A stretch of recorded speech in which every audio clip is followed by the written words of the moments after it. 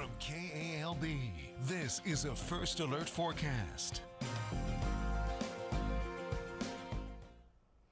Well, it's another rainy evening across central Louisiana. Here's a live look right now. First alert radar. I did turn the lightning strikes on so you can see those here with some of these storms. And don't worry, I'll remove them in a second so it's a little easier to see. But right now we've got a stronger thunderstorm moving through northern Evangeline, northern St. Landry Parish, as well as southern Avoyelles. We notice the lightning mainly concentrated on that specific storm. A little bit of lightning there with that isolated cell just across the Mississippi. But notice these two lightning strikes. One of them just heard here pretty good in downtown Alexandria. A good way away from that storm. So a good reminder when thunder roars, go indoors.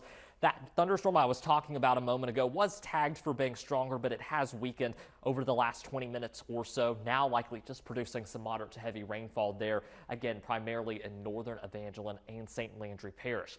We are still included in a marginal risk for severe weather this evening. I really think our chance for seeing any strong to severe storms has really gone down over the last hour and will continue to go down. Not just the chance for severe storms, but the chance for rain in general will start drying out by 8 to 9 o'clock tonight at the latest. And then as we go into the rest of the overnight hours, looking at mainly some cloud cover until our next round of rain arrives during the day tomorrow. Here's a look. The latest severe weather outlook still has our western parishes in a marginal risk. Once again, level 1 out of 5 for severe weather on Wednesday.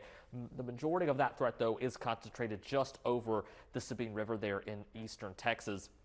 To look at that local severe weather outlook for tomorrow, again, really Sabine, Natchitoches, Vernon, Beauregard, the parishes to watch. But I do think we could see a strong storm or two just to the east of that marginal risk as well. Here's what Futurecast shows tomorrow afternoon. Before mid-afternoon, we could see a couple of hit and miss showers and storms, similar to what we saw today. So not very widespread, won't really impact many people. Then rain coverage increases as we head into the afternoon hours. 5 p.m. Some could be dealing with the rainy and stormy commute once again. And then that rain activity starts to taper off as we head into the evening hours.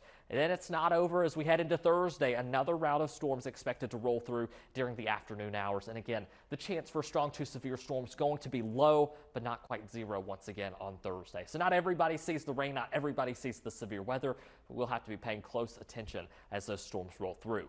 Rain chances stay high over the next 7 days, 70% for your Friday and Saturday. High rain chances even going into the second half of the weekend and the beginning of next week. I do want to take a quick check of things in the tropics. Tropical storm Barbara still there, expected to weaken into a depression shortly. Tropical storm Cosme also expected to weaken into a tropical depression. And then there's another area off the southern coast of Mexico. All these are in the eastern Pacific, moving away from us, and things are quiet in the Gulf for the time being.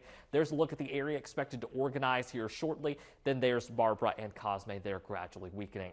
Temperatures right now mainly in the 70s, low 80s there for Jonesville and Natchez. Those locations haven't seen as much of the rain this afternoon. As we go through the next few hours, expect temperatures to fall into the lower 70s and upper 60s for those hometown lows tonight. Tomorrow's forecast calls for mostly cloudy skies in addition to those storms during the afternoon hours. Highs likely be in the mid and upper 80s for most of the area. We'll get a check there of that first alert 7-day forecast. Lots of rain chances in the mix over the next 7 days with high temperatures in the upper 80s and low 90s, given that we can warm up into the upper 80s and low 90s before the storms arrive. Yeah, I like these cooler temperatures, and we heard some thunder earlier, but it wasn't necessarily rain coming. It was just more of lightning. Yes, got some light rain moving through right now, and that lightning strike that happened a far away from the storm. Just a reminder that lightning can strike up to 15 miles away from a storm. Wow. Okay, good information. Thank you, Jake.